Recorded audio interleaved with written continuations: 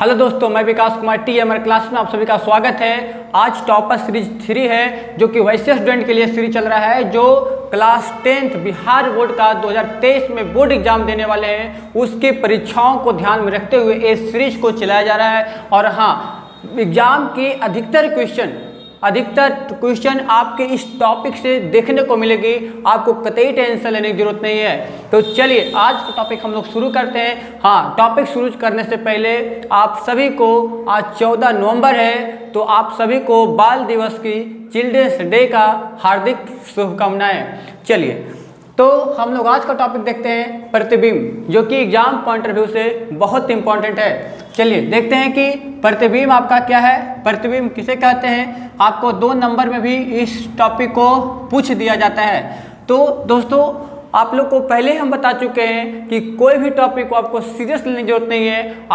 हम हर टॉपिक को बिल्कुल आसानी लैंग्वेज में हम लोग उसको काम करने की कोशिश करेंगे, उस चीज़ को कंप्लीट करने की कोशिश करेंगे। तो आज का टॉपिक है प्रतिबिंब। तो प्रतिबिंब किसे कहते हैं दोस्तों, जरा आप सोचिए कि प्रतिबिंब बनता है, प्रतिबिंब क्या अंधेरे में बन सकता है क्या? जी नहीं, प्रतिबिंब अंधेरे में नहीं बनता है। यानी यहाँ से क्लियरेंस है कि जब प्रतिबिंब बनने के लिए हमें लाइट का होना आवश्यक है, यानी प्रकाश का होना आवश्यक है। यानी प्रकाश होगा तभी प्रतिबिंब बन पाएगा, अन्यथा प्रतिबिंब नहीं बनेगा। यानी कि प्रतिबिंब अक्सर प्रतिबिंब दर्पण में बनता है। ठीक है दोस्तों, तो प्रतिबिंब होने के लिए लाइट का होना, प्रकाश का होना बहुत जरूरी है। अंधेरे में आप प्रतिबिंब नहीं बना सकते हैं। तो चलिए हम देखते हैं प्रतिबिंब। तो प्रतिबिंब किसे कहते हैं, 2 मार्क्स में पूछ दिया जाता है। 2 मार्क्स में एक क्वेश्चन आता है कि प्रतिबिंब का किसे कहते हैं। तो देखते हैं, बिल्कुल सटीक तरीका से देखते हैं हम लोग। कह रहा किसी बिंदु स्रोत से आती प्रकाश की किरणें, किसी बिंदु स्रोत से आती प्रकाश किरणें। ये बिंदु स्रोत क्या होता है? बिंदु स्रोत का मतलब किसी बिंदु स्रोत से आती प्रकाश किरणें। दोस्तों, इसके कहने का मतलब हुआ कि प्रकाश कहाँ से आएगा। कोई तो स्रोत होगा प्रकाश का आने का, कहाँ से प्रकाश आएगा। दैट मीन स्रोत कहने का मतलब जैसे बल्ब से प्रकाश आता है ना। जैसे आप सबसे बड़ा प्राकृतिक स्रोत, प्रकाश का सबसे बड़ा प्राकृतिक स्रोत सूर्य, ये भी ऑब्जेक्टिव पूछ दिया जाता है, तो सूर्य से आता है। तारे से भी प्रकाश आती है, या किसी भी और टॉर्च से भी प्रकाश निकलता है। तो किसी भी माध्यम से प्रकाश तो आता है ना, किसी भी स्रोत से तो प्रकाश आता है। कोई तो स्रोत होगा जिससे प्रकाश आ रहा होगा, उसी को दोस्तों स्रोत कहते हैं। तो किसी बिंदु स्रोत से आती प्रकाश की किरणें, यानी किसी भी बिंदु स्रोत से प्रकाश किरणें, किसी भी चीज से प्रकाश आ रहा है, आती प्रकाश किरणें दर्पण से प्रवर्तन के बाद, दर्पण से प्रवर्तन के बाद, दर्पण से प्रवर्तन किस तरह से होगा, आपको प्रकाश का प्रवर्तन बता चुके हैं। दर्पण से प्रवर्तन किस प्रकार होगा, प्रवर्तन के नियम का पालन करते हुए दर्पण से प्रवर्तन होगा। दर्पण से प्रवर्तन के बाद जिस बिंदु पर मिलती है या जिस बिंदु से आती हुई प्रतीत होती है, उसे उस बिंदु स्रोत का प्रतिबिंब कहते हैं। बिल्कुल आसानी लैंग्वेज में दोस्तों, इस चीज को रटना है ही नहीं, बिल्कुल समझना है। रटने की तो कोई बात ही नहीं है, हर चीज को समझेंगे। क्या है, क्या बोले हम कि किसी बिंदु स्रोत से आती प्रकाश किरणें। दोस्तों, प्रकाश तो आएगा तो कोई तो स्रोत से ही आएगा ना, यानी किसी बिंदु स्रोत से आती प्रकाश किरणें कहाँ से? दर्पण से प्रवर्तन के बाद, दर्पण पे पड़ेगा और उससे प्रवर्तन होगा। किसी बिंदु स्रोत से आती प्रकाश की किरणें दर्पण से प्रवर्तन के बाद, दर्पण से प्रवर्तन के बाद क्या होगा, तो जिस बिंदु पर मिलती है, दर्पण से प्रवर्तन के बाद कहीं ना कहीं तो मिलेगा दोस्तों, कहीं ना कहीं तो मिलेगा। जिस बिंदु पर मिलती है या जिस बिंदु से आती हुई प्रतीत होती है, जिस बिंदु से आती हुई प्रतीत होती है, उसे उस बिंदु स्रोत का क्या कहेंगे दोस्तों? प्रतिबिंब कहेंगे। अभी आप लोग को तो अंधेला जैसा लग रहा होगा, आप लोग सोच रहे होंगे कि सर दर्पण से कहाँ मिलेगा, कहाँ से आती हुई प्रतीत होगा, कहाँ मिलेगा। तो जस्ट हम लोग अगले वीडियो में प्रतिबिंब कैसे बनता है, इस चीज़ के बारे में हम लोग डिटेल्स हम लोग देख लेंगे। अगला टॉपिक आपको वही रहेगा, प्रतिबिंब कैसे बनता है, अवतल दर्पण में कैसे बनता है, उत्तल दर्पण में कैसे बनता है। तो दोस्तों, अवतल दर्पण में प्रतिबिंब है जो डायरेक्ट मिलता हुआ दिखाई पड़ेगा, डायरेक्ट कटता हुआ दिखाई पड़ेगा। और उत्तल दर्पण में क्या होगा ना कि किसी भी बिंदु से आती हुई प्रतीत होगी। तो जस्ट अगले वाले टॉपिक पे हम लोग देख लेंगे। यानी कि अवतल दर्पण में क्या होगा, तो मिलेगा एक बिंदु पर, और उत्तल दर्पण में क्या होगा, तो किसी बिंदु से आती हुई प्रतीत होगा। चलिए उसे उस बिंदु स्रोत का क्या कहेंगे? प्रतिबिंब कहेंगे। सिंपल सा, प्रतिबिंब फाइनली क्लियर हो गया। क्या प्रतिबिंब बताए कि किसी बिंदु स्रोत से आती प्रकाश की किरणें दर्पण से परावर्तन के बाद क्या दो तरीका होगा यहाँ पे, किसी बिंदु पे आके मिलेगा, किसी बिंदु पर मिलती है, या जिस बिंदु से आती हुई प्रतीत होती है ना, उसे उस बिंदु स्रोत का क्या कहेंगे, प्रतिबिंब कहेंगे। क्या कहेंगे दोस्तों, प्रतिबिंब कहेंगे। ये चीजें अगले वीडियो में जस्ट क्लियर हो जाने वाला है। ठीक है, हम लोग का टॉपिक यही रहेगा अगले वीडियो में कि प्रतिबिंब अवतल दर्पण में, अवतल दर्पण में प्रतिबिंब कैसे बनता है। प्रतिबिंब दोस्तों दो प्रकार, आगे देखिए प्रतिबिंब कितने प्रकार का होता है, दो प्रकार का। प्रतिबिंब कितने प्रकार का होता है, दो प्रकार का। कौन कौन, वास्तविक प्रतिबिंब और आभासी प्रतिबिंब, real image and virtual image. वास्तविक प्रतिबिंब को रियल इमेज कहते हैं, आभासी प्रतिबिंब दैट मीन्स वर्चुअल इमेज। आभासी प्रतिबिंब को ही दोस्तों काल्पनिक प्रतिबिंब भी कहा जाता है। आभासी प्रतिबिंब काल्पनिक प्रतिबिंब कहते हैं। अगर आपसे एग्जाम में पूछ दे कि वास्तविक प्रतिबिंब किसे कहते हैं, 2 मार्क्स में पूछा गया है, ऐसे नहीं कि नहीं पूछा जाता है, आप प्रीवियस क्वेश्चन उठा के देख सकते हैं, क्वेश्चन पूछा गया है वास्तविक प्रतिबिंब किसे कहते हैं, या फिर आपसे पूछ दे आभासी प्रतिबिंब किसे कहते हैं, तो आपको अलग से याद करने की जरूरत नहीं है। अगर आप प्रतिबिंब को समझ लिए, अगर आपको प्रतिबिंब का डिफिनीशन कंप्लीट हो गया, तो ये दोनों डिफिनीशन, ये दोनों की परिभाषा है आपकी इसी में है। ठीक है, ये दोनों का डिफिनीशन आपका प्रतिबिंब में ही छुपा हुआ है ना।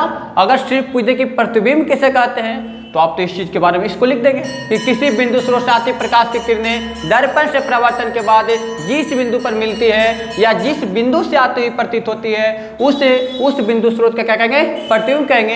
ये प्रतिबिंब पूछ देगा। लेकिन अगर आपसे पूछे कि वास्तविक प्रतिबिंब किसे कहेंगे, तो आप क्या बताएंगे, तो दोस्तों देखिए इसी में छुपा हुआ है। यानी किसी बिंदु स्रोत से आती प्रकाश की किरणें दर्पण से परावर्तन का जिस बिंदु पर, यहाँ पे देखिएगा यह पैटर्न होगा, जिस बिंदु पर वास्तव में मिलती है, जिस बिंदु पर वास्तव में मिलती है, उसे उस बिंदु स्रोत का वास्तविक प्रतिबिंब कहेंगे। सिंपल सा, बस हो गया। जिस बिंदु पर वास्तव मिलते हैं, उसे उस बिंदु स्रोत का क्या कहेंगे, वास्तविक प्रतिबिंब कहेंगे। अगर आभासी प्रतिबिंब आपको लिखने को मिल जाए, तो आभासी प्रतिबिंब क्या लिखिएगा कि किसी बिंदु स्रोत से आती प्रकाश किरणें दर्पण से परावर्तन के बाद यहाँ से जिस बिंदु से आती हुई प्रतीत होती है, उसे उस बिंदु स्रोत का आभासी प्रतिबिंब कहेंगे। यानी कहने का मतलब प्रतिबिंब में ही वास्तविक प्रतिबिंब और आभासी प्रतिबिंब का डिफिनीशन छुपा हुआ है। इसी चीज को तो समझना है, हर एक चीज को रटने की जरूरत नहीं है ना। इस जितना बढ़िया तरीका से समझेंगे उतना आपका कॉन्सेप्ट क्लियर होगा। और हाँ, बेसिक तो क्लियर रहना ही चाहिए। अगर बेसिक आपको क्लियर है तो आपको कतई टेंशन लेने की जरूरत नहीं है दोस्तों। चलिए, तो ये हमें उम्मीद है कि प्रतिबिंब किसे कहते हैं आपको कंप्लीट हो गया। उसके बाद प्रतिबिंब 2 प्रकार के होते हैं, वास्तविक प्रतिबिंब और आभासी प्रतिबिंब, ये भी आपको क्लियर हो गया। वास्तविक प्रतिबिंब किसे कहते हैं और आभासी प्रतिबिंब किसे कहते हैं, अगर आपको एग्जाम में आ जाएगा तो आप भी इसे सटीक तरीका से जरूर लिख देंगे।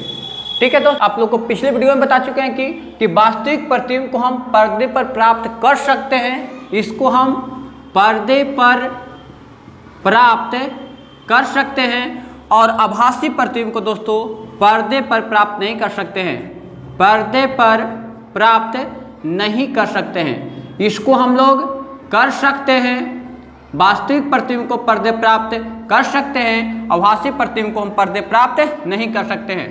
इस चीज़ को आपको ध्यान में रखना है, ऑब्जेक्टिव पॉइंट ऑफ व्यू से आपके लिए बहुत इंपॉर्टेंट है। ठीक है, चलिए अब चलते हैं हम लोग नेक्स्ट टॉपिक की ओर। का टॉपिक ये है कि अवतल दर्पण और उत्तल दर्पण में क्या अंतर है। अब देखेंगे अवतल दर्पण उत्तल दर्पण में क्या अंतर है। ये भी 2 नंबर में पूछा जाता है, 2 मार्क्स में पूछा जाता है, तो आपको ज़्यादा कुछ करने की जरूरत नहीं है। 2 मार्क्स में जब पूछा जाता है तो आपको 2 लाइन 2 अंतर आपको लिख देना सिंपली। आप जानते हैं, भली भांति हम बता चुके हैं कि उत्तल दर्पण अवतल दर्पण में क्या अंतर है। तो बस आप पहला अंतर अवतल दर्पण में लिख देंगे। पहला अंतर क्या लिख देंगे कि इस चीज़ को देखिए दोस्तों, हम अगर बाहर से अगर हम कलई कर दिए, दर्पण में अगर बाहर से कलई कर दिए तो क्या हो गया, ये जो बन गया आपको, ये जो हो गया जो आपका अवतल दर्पण हो गया दोस्तों। ये कौन सा दर्पण हो गया, ये आपको हो गया अवतल दर्पण। लेकिन अगर हम ये चीज़ है और इस चीज़ को अगर हम देखिए, ये हो गया, लेकिन इसी चीज़ को हम अगर अंदर से कलई कर दिए, तो ये क्या हो गया दोस्तों, ये आपको हो गया उत्तल दर्पण। ये क्या हो गया आपको, उत्तल दर्पण हो गया। ये आपको उत्तल दर्पण। तो अंतर तो यही साफ क्लियर हो जाएगा। पहला अंतर आप लिखेंगे, पहला अंतर कि अवतल दर्पण में परावर्तक सतह ए जो है ना, परावर्तक सतह मतलब जहाँ से प्रकाश पड़ेगा और रिफ्लेक्ट करेगा, यानी अवतल दर्पण में परावर्तक सतह धंसा हुआ होता है ना, और उत्तल दर्पण में परावर्तक सतह उभरा हुआ होता है। इसमें धंसा हुआ होता है, परावर्तक सतह क्या होता है दोस्तों, धंसा होता है, और इसमें क्या होता है दोस्तों, परावर्तक सतह उभरा होता है। परावर्तक सतह उभरा होता है, ए पहला अंतर हो गया। और क्या होता है दूसरा अंतर आप लिख देंगे, दूसरा अंतर लिख देंगे कि अवतल दर्पण में जो प्रतिबिंब बनता है वो वास्तविक और आभासी दोनों प्रकार का प्रतिबिंब बनता है। क्या दोस्तों, अवतल दर्पण में वास्तविक प्रतिबिंब भी बनेगा और आभासी प्रतिबिंब भी बनेगा, वास्तविक प्रतिबिंब बनेगा और आभासी प्रतिबिंब भी बनेगा। लेकिन उत्तल दर्पण में इसमें दूसरा हो जाएगा, उत्तल दर्पण में केवल आभासी प्रतिबिंब बनेगा, केवल आभासी प्रतिबिंब बनेगा। ये दो अंतर सिंपल आप लिख देंगे, है ना। आप सिंपल लिख देंगे कि अवतल दर्पण का पहला अंतर लिखेंगे कि परावर्तक सतह धंसा हुआ होता है और उत्तल दर्पण का परावर्तक सतह उभरा हुआ होता है। अवतल दर्पण में वास्तविक और आभासी प्रतिबिंब दोनों बनता है, लेकिन उत्तल दर्पण में केवल और केवल आभासी प्रतिबिंब बनता है। ठीक है दोस्तों, अगर और भी अंतर लिखना है तो और भी इसका उपयोग लिख सकते हैं, है ना, जो कि नेक्स्ट टॉपिक में आपको बता रहे हैं। अब जस्ट उत्तल दर्पण का उपयोग के बारे में बता सकते हैं। ठीक है, कि उत्तल दर्पण का उपयोग कहाँ करते हैं और अवतल दर्पण का उपयोग कहाँ करते हैं, एक एक अंतर वो भी डाल सकता है। ठीक है, तो ये जो उत्तल दर्पण का उपयोग और अवतल दर्पण का उपयोग, इसको हम अभी एक टॉपिक और देख लेते हैं कि अवतल दर्पण और उत्तल दर्पण का उपयोग क्या है। अवतल दर्पण और उत्तल दर्पण का क्या उपयोग है, ये तो बहुत इम्पॉर्टेंट VVI है। ये तो 2 मार्क्स में पूछा जाता है ना, हमेशा पूछा जाता है 2 मार्क्स में। आप प्रीवियस क्वेश्चन उठाकर इसको देख लीजिए। तो चलिए, अवतल दर्पण और उत्तल दर्पण का उपयोग क्या है। 2 नंबर में पूछेगा कि अवतल दर्पण और उत्तल दर्पण का उपयोग के बारे में लिखें। तो अवतल दर्पण का उपयोग क्या है, तो पहले हजामती के रूप में करने का मतलब आप सैलून वगैरह में जो दाढ़ी वगैरह बनाने के लिए जाते हैं तो वहाँ अवतल दर्पण का ही उपयोग किया जाता है ना, हजामती के रूप में। दूसरा क्या है, टॉर्च वाहनों के हेडलाइट तथा सर्च लाइटों में, जो भी टॉर्च वाहन या हेडलाइट का जो हेडलाइट में रहता है ना, वो सब में क्या किया जाता है, अवतल दर्पण का उपयोग किया जाता है। रोगियों के नाक, कान, गले, दांत आदि की जाँच करने में भी डॉक्टर है जिसका उपयोग करता है। ठीक है, यानी कि इस, और चौथा क्या है, सौर भट्टियों के रूप में, यानी पहला हजामती के रूप में, टॉर्च वाहनों के हेडलाइट और सर्च लाइट के रूप में। तीसरा रोगियों के नाक, कान, गला आदि की जांच करने के लिए डॉक्टर्स का उपयोग करता है। चौथा सौर भट्टियों के रूप में उपयोग करता है। यानी कहना ये सब चीज़ों में अवतल दर्पण का उपयोग क्यों करता है, क्योंकि अवतल दर्पण किसी भी चीज़ को बड़ा करके दिखाता है। ठीक है, उत्तल दर्पण का उपयोग देखते हैं स्कूटर, मोटर कार, बस इत्यादि में साइड मिरर के रूप में, है ना, और पीछे देखने के लिए इसका उपयोग होता है, पीछे देखने के आईने के रूप में इसका उपयोग होता है। उत्तल दर्पण का उपयोग इसलिए करते हैं क्योंकि इसका उपयोग मेन रूप से क्वेश्चन ऑब्जेक्टिव में पूछा जाता है कि साइड मिरर के रूप में कौन दर्पण का उपयोग किया जाता है, किस दर्पण का उपयोग किया जाता है, तो साइड मिरर के रूप में दोस्तों उत्तल दर्पण का उपयोग किया जाता है। साइड मिरर के रूप में उत्तल दर्पण का उपयोग क्यों किया जाता है, ये क्वेश्चन भी एग्जाम में हमेशा पूछा जाता है, तो इसके लिए एक स्पेशल वीडियो हम बना देंगे, है ना, वो क्वेश्चन सीरीज रहेगा।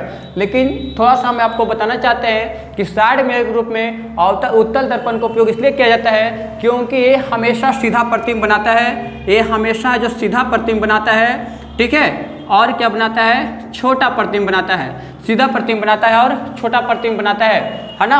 और इसका जो एरिया होता है ना, जो इसका कवर करने के एरिया होते हैं, जो बहुत विस्तृत होती है, बहुत ज़्यादा होता है, यानी पीछे बहुत सारे एरिया को है ना एक छोटे से दर्पण में ला देता है।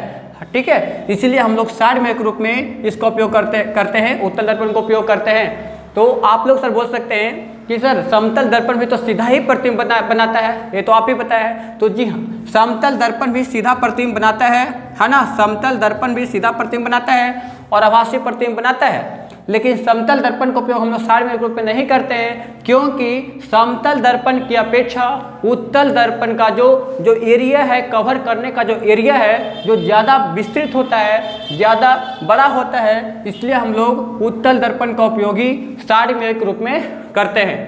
ठीक है। और अवतल दर्पण का उपयोग हम लोग हजामती वगैरह के रूप में क्यों करते हैं, क्योंकि ये किसी भी चीज़ को बड़ा करके दिखाने का काम करता है।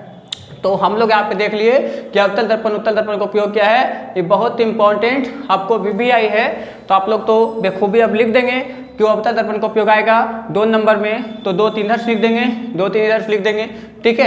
यानी अवतल दर्पण का उपयोग सिंपल सा फाइनली आप देख लीजिए हजामती के रूप में, टॉर्च वाहनों के हेडलाइट, सर्च लाइट के रूप में, रोगियों के नाक कान गले आदि यानी जिसको कर सकते हैं चिकित्सक के रूप में भी कर सकते हैं, और सरभटियों में, और उत्तल दर्पण का उपयोग सारमेय के रूप में, स्कूटर मोटर गाड़ी के वाहन में, है ना, पीछे देखने के आईने के रूप में भी इसका उपयोग करता है। तो दोस्तों आज का टॉपिक, सारे जितना भी टॉपिक था ये बहुत VBI था, बहुत ही इंपॉर्टेंट टॉपिक था आपके एग्जाम पॉइंट ऑफ व्यू से, है ना।